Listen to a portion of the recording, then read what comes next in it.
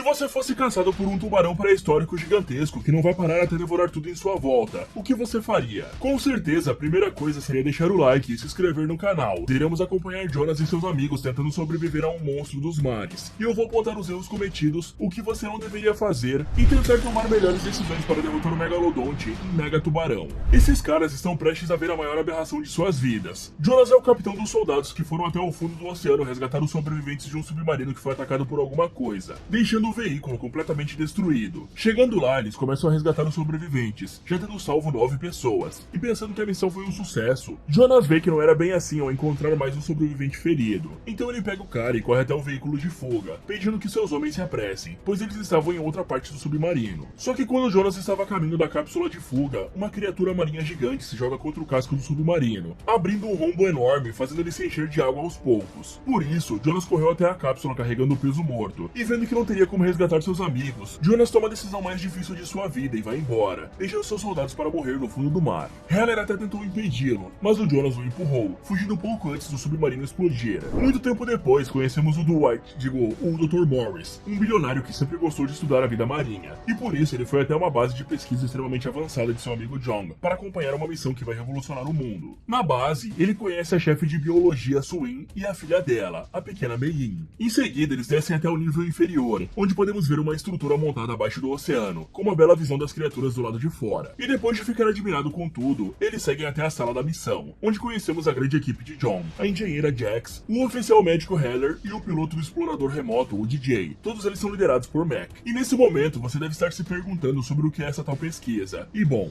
Jong diz que durante todos esses anos, as pessoas acreditaram que a Fossa das Marianas era o local mais profundo do oceano. Mas isso pode não ser verdade, pois enquanto estudavam os oceanos, eles descobriram que uma camada de material não sólido formada pelo acúmulo de substâncias químicas e estavam impedindo os cientistas de encontrar um local que levava para um novo ecossistema, que ficava nas profundezas do oceano, já que até aquele momento não existiam submarinos que conseguiam ir tão fundo sem explodir por conta da pressão. Isso era o que eles estavam prestes a descobrir, pois tinham enviado a primeira expedição tripulada para lá, feita pela Capitã Lori e seus suportes, Wall e Toshi, e com grande facilidade eles conseguem atravessar essa nuvem de gosma, descobrindo um novo ecossistema lindo e cheio de vida marinha, que nunca tinha sido encontrado pela ciência, em uma água com a temperatura próxima de 0 graus. Isso deixa todos empolgados, e DJ solta um robô para explorar a superfície daquele local, até que do nada, o radar capta algo gigantesco se aproximando. Com medo do que poderia ser, a capitã do submarino tenta desviar, achando que era apenas uma pedra ou um deslizamento, mas aquilo lhe segue. Logo, o pessoal perde o contato do robô, pois o monstro marinho detonou a unidade remota, e a tripulação percebe que aquilo estava voltando. Assim que avista a criatura, a capitã grita que Jonas tinha razão, antes da conexão ser perdida. Ok, Jonas é um soldado que aparentemente é super habilidoso, e provavelmente já mergulhou e realizou diversas expedições ao fundo do mar, sendo bem experiente e sabendo sobre a maioria dos obstáculos e criaturas que poderiam atrapalhar uma missão. E ele viu algo gigantesco se aproximando através do radar, e estava acompanhado com mais 10 testemunhas, que viram um submarino feito para carregar bombas nucleares sendo completamente esmagado por algo.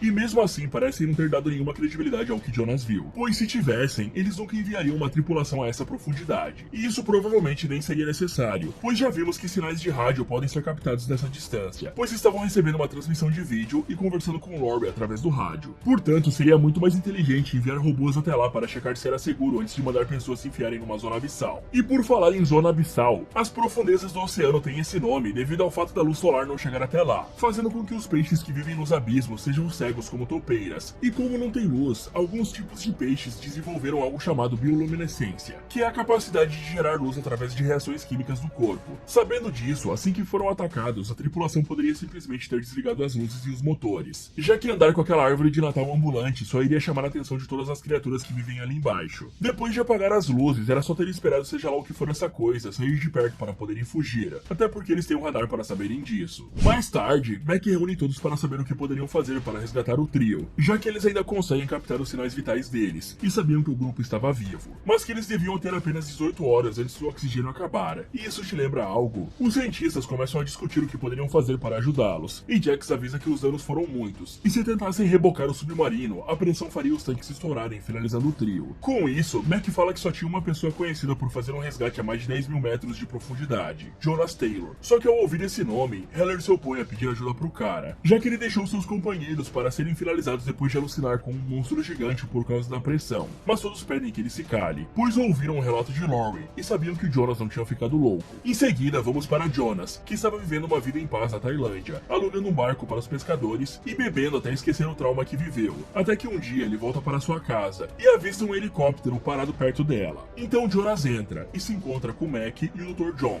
dizendo que sabe o que eles queriam, mas que ele não mergulhava mais. E independente do que oferecessem a ele, ou da quantia que quisessem lhe pagar, ele não estava disposto a mudar de ideia. Até que Mac coloca o áudio de Lori para tocar. Eles falam que provavelmente a mulher encontrou a mesma espécie de criatura que Jonas viu há 5 anos atrás.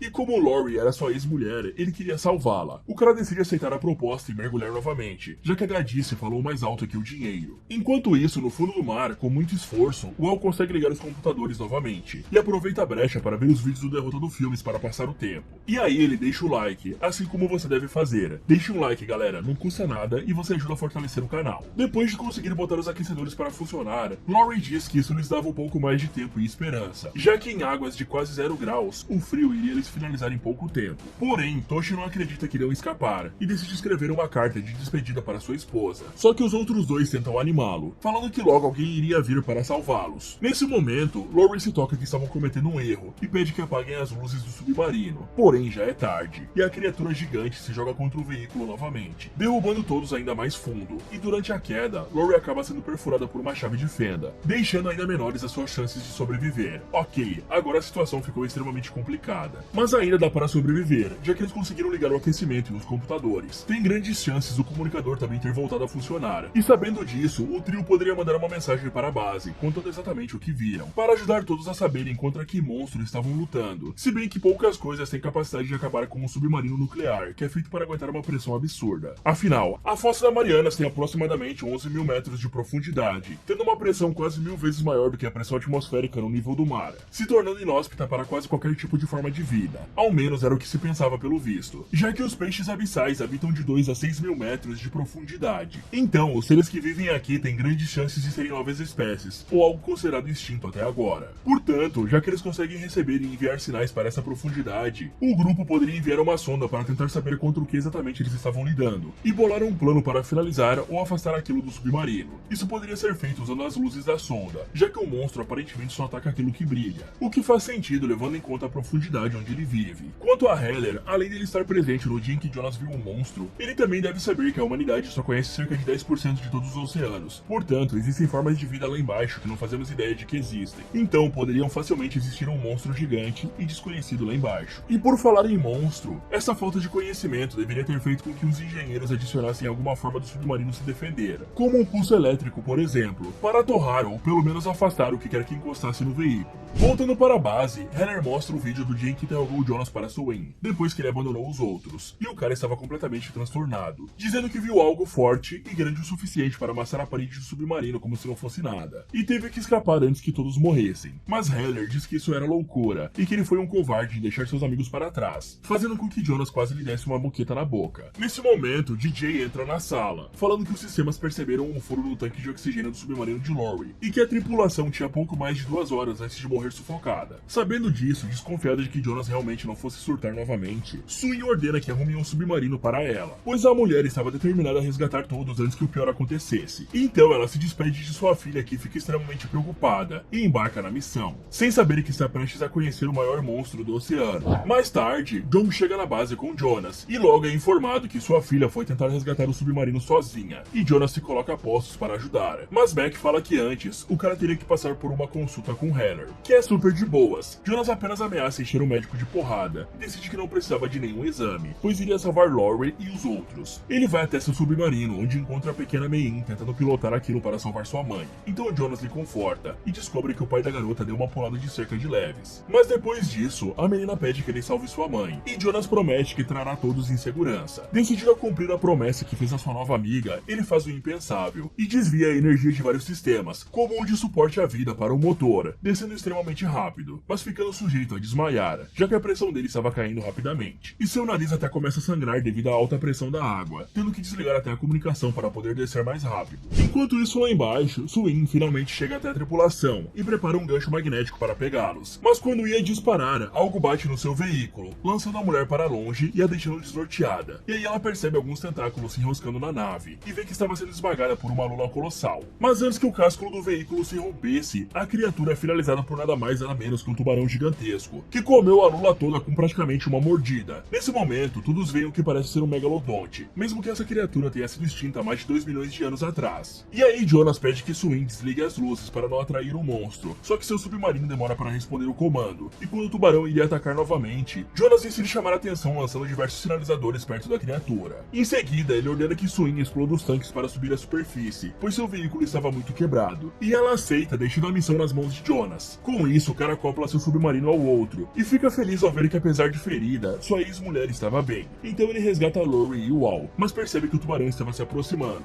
e assim que colidisse com o submarino, todos iriam morrer. Sabendo disso, Toshi coloca a carta para sua esposa no bolso de Wall, e fecha a escotilha ligando as luzes e se sacrificando para que os outros pudessem viver. Ok, isso é realmente surpreendente, pois para quem não sabe, o Megalodon foi extinto há quase 2 milhões de anos atrás, só que as causas da sua extinção ainda são um mistério, por ter sido causada por mudanças climáticas ou até mesmo por falta de presas e competição com outros predadores. Seja lá o que tenha acontecido, nunca ficou muito claro o motivo de seu desaparecimento, e como só exploramos 10% do oceano, talvez tenha a probabilidade de um monstro desses ainda existir. Quanto ao submarino nuclear, agora tudo faz sentido. Isso porque esse animal é até hoje o detentor do título de mordida mais forte do reino animal. Isso porque, enquanto o Tiranossauro Rex tinha até 3 toneladas de força na mandíbula, o Megalodon tem 20 toneladas, o que poderia facilmente esmagar o aço que nem vimos anteriormente. Mas uma dúvida que fica no ar é o motivo de Heller ter ficado esse tempo todo contra Jonas. Isso porque ele estava no submarino no dia do resgate e viu tudo o que aconteceu. Além de que se não fosse por Jonas ter saído dali o mais rápido possível, a explosão teria finalizado a todos. Já o plano do nosso herói Jonas é um tanto quanto estúpido. Isso porque a compreensão e descompressão no oceano é algo muito sério e deve ser feito com um cuidado absurdo, já que a velocidade em que Jonas estava poderia não só ter estourado seus tímpanos, como podia ter lhe rendido uma doença de descompreensão, causando dor no peito, falta de ar, náuseas, fadiga e até problemas neurológicos, como a perda de coordenação motora, o que é uma coisa terrível para quem está a 12 mil metros embaixo d'água com um monstro marinho. Pensando nisso, o cara devia pedir para a Swing esperar, ao invés de descer nessa velocidade absurda, já que tinha acesso ao comunicador dela. E falando em Swing, ela já sabia que as luzes atraem as criaturas abissais, já que ela é uma bióloga, portanto não faz sentido ela descer naquele buraco com os faróis altos, até porque a tripulação já tinha deixado um rastro de luzes por onde passou, e tudo que Swing precisava fazer era seguir o rastro. E Jonas foi precipitado em usar todos os sinalizadores de uma vez só, sendo que ele poderia ter usado metade para chamar a atenção do monstro e salvar Swing, e depois o restante para concluir o resgate do submarino, já que obviamente a criatura iria tentar outro ataque. De volta à superfície, Jonas conta sobre o sacrifício heróico de Toshi, mas Swing não aceita isso muito bem, falando que a culpa era de Jonas, pois ele sempre abandonava os outros. Com isso, o cara perde as estribeiras e manda real, dizendo que quem decidiu enviá-los lá pra baixo foi ela, e que nunca mais iria mergulhar de novo. Em seguida, o cara vai visitar Lori, e Heller fala que ela estava bem, apesar de ter perdido muito sangue, e se desculpa com Jonas por tê-lo chamado de louco. Mais tarde, Swing vai até o quarto de Jonas pedir desculpa pela forma como agiu, mas encontra o cara só de toalha, e fica completamente desconcertada por Jonas não ser um fake Neri, e de toda aquela cerveja não ter feito efeito algum no cara. Por isso ela vai embora, mas decide dar aquela última olhada na janela. Só que Mac vê isso, e conta que o casamento de Lori e Jonas durou apenas 1 ano, e que eles não se amavam mais, deixando a mulher ainda mais desconfortável. Um tempo depois, todos se reúnem para discutir sua nova descoberta, e ficam surpresos por ainda existir uma criatura como essa viva, já que era estimado que o Megalodon foi extinto há muito tempo. Só que com certeza seria difícil estudá-lo, pois esse tubarão foi o maior predador do oceano na sua época, podendo partir ao meio uma baleia com apenas uma mordida. Porém, Morris não quer saber de nada disso, e fala que teriam que se preparar para estudar o monstro o mais rápido possível, pois logo alguém iria descobri-lo, e a estação de pesquisa em que ele está investindo bilhões iria ficar no chinelo. Entretanto, Jonas fala que a mãe natureza sabe o que faz, e que tem um motivo para ela ter criado aquela nuvem que separava o Megalodon do nosso mundo, pois se enviassem mais pessoas lá embaixo seria um massacre. Enquanto todos debatiam sobre isso, Mein decide explorar a base enquanto brincava, até que ela se depara com a cena mais assustadora da sua vida. O Megalodon lhe encarando no fundo dos olhos. O monstro tenta atacar Mein, mas a estrutura aguenta a mordida, alertando todos no local. Então eles correm procurando pela menina, e a encontram gritando que tinha uma criatura lhes observando do lado de fora. Então eles percebem a marca da mordida, e veem o Megalodon despedaçando uma baleia como se não fosse nada.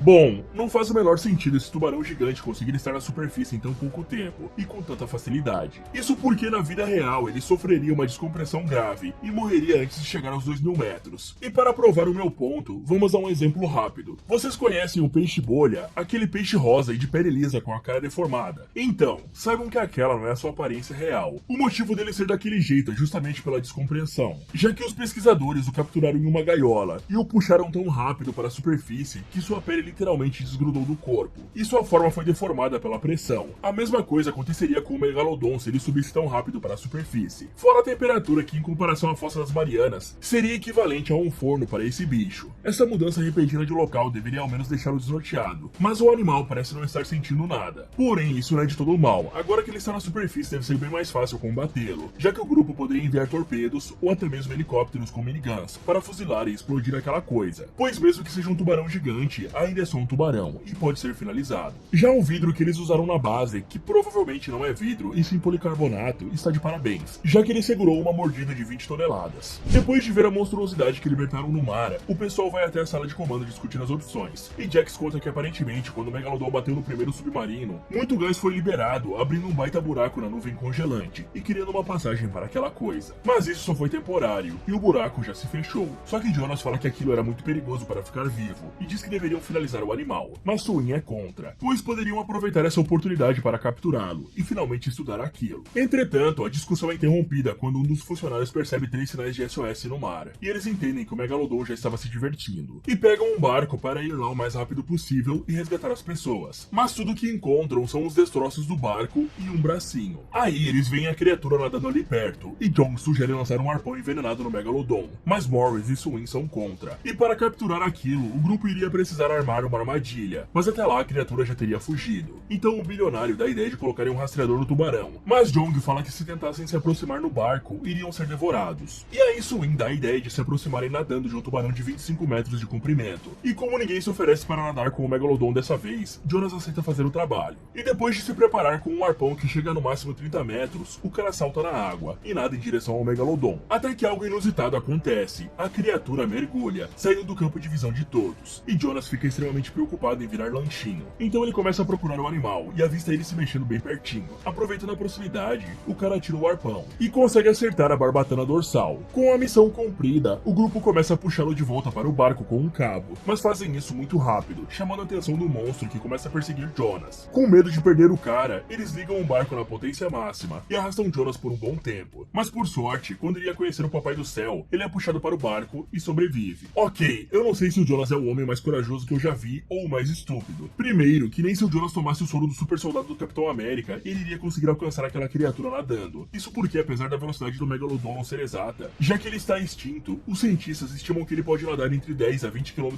por hora, enquanto o ser humano treinado que participa de campeonatos quase nem chega a 8 km.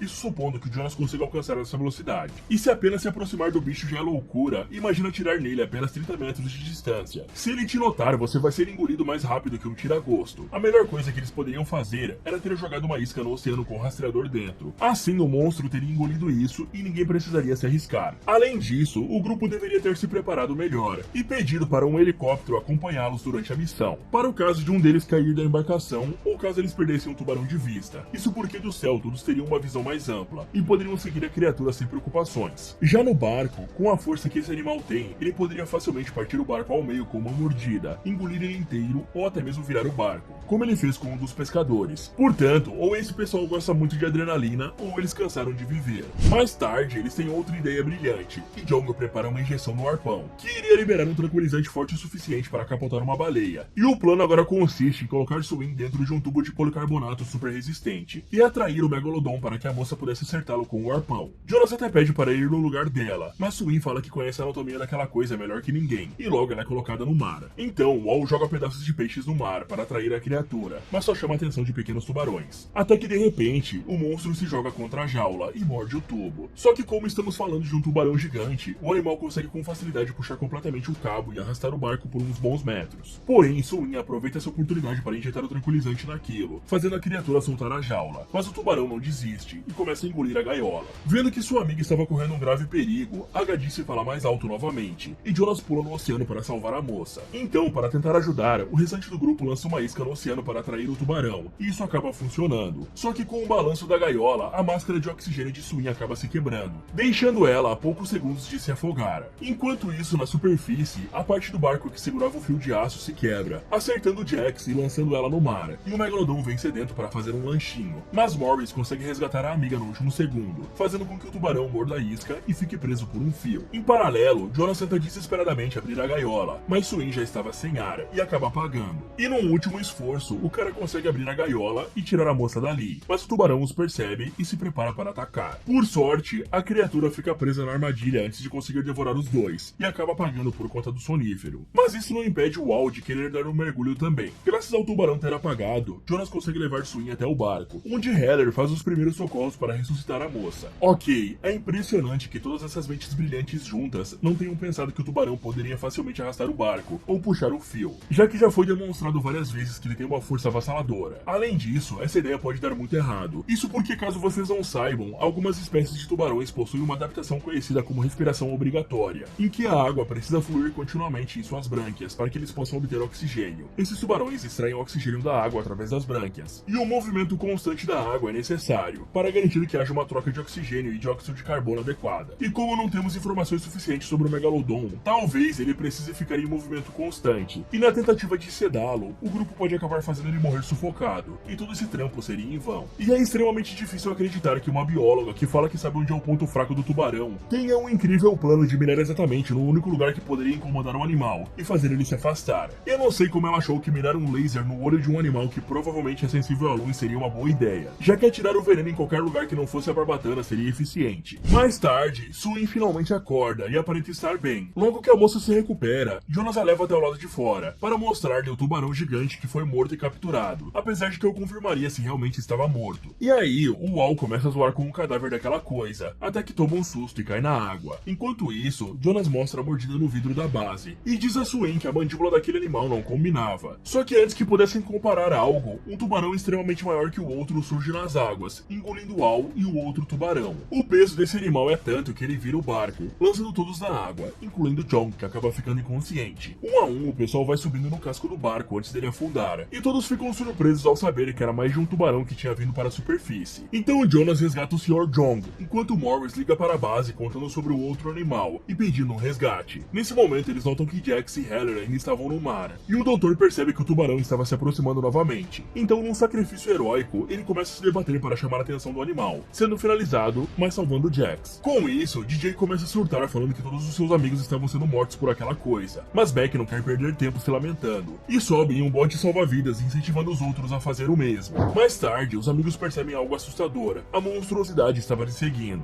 Mas Morris diz que era hora da vingança, e finalmente os reforços chegam para parar aquele monstro. Um dos soldados prepara outro rastreador e atira na barbatana dorsal daquela coisa para poderem monitorar seus movimentos. Em seguida, eles atiram no tubarão com rifles para espantá-los, salvando todos, ou quase todos, já que John acaba não resistindo e morre nos braços de sua filha. Ao chegar na base, a mulher vai dar a notícia a Mein, e depois de fazer uma pausa para se recuperar do luto, todos se reúnem para bolar um plano e acabar com esse monstro marinho de vez. Mas logo veremos que o Megalodon não é o maior monstro aqui. Quando todos já estão reunidos, Morris conta que avisou o governo chinês sobre o Megalodon, e agora eles iriam caçar e abater o tubarão. Mas até lá, Morris terá que fechar a base de pesquisa para evitar mais perdas, e na manhã seguinte, alguns barcos viriam buscar todos ali. Depois disso, ele vai embora em seu helicóptero, e vemos ele conversando com seus homens, que lhe trouxeram bombas de profundidade. Já que para evitar ser responsabilizado pelas perdas e processado, Morris decidiu caçar o tubarão, e finalizá-lo antes que ele cause mais problemas. Mais tarde, Jonas vai visitar Lori e encontra ela cuidando de Mein. Então, a mulher pede para a garota ir buscar uns refris, e conta que sabia sobre a Swing, e que Jonas deveria ficar com ela ao invés de tentar viver uma vida triste e solitária. Nesse momento, a garotinha volta, e conta a Jonas a melhor notícia que poderia, que Swing também gostava dele. Enquanto isso, Morris segue o tubarão, e ordena que seus soldados arremessem as bombas no monstro, explodindo o animal em 1000 pedaços. Depois de garantir que aquilo estava morto, Morris se aproxima pedindo que um de seus homens pegue um dente para guardar de lembrança. Mas quando o soldado vai checar, ele percebe que aquilo não tinha dentes. E aí eles percebem que finalizaram uma baleia, e que o Megalodon estava bem embaixo deles. Com isso, Morris pede que seus homens dirijam o mais rápido possível para longe dali, mas o tranco faz ele cair no oceano, e percebendo que o tubarão estava vindo, ninguém volta para resgatá-lo.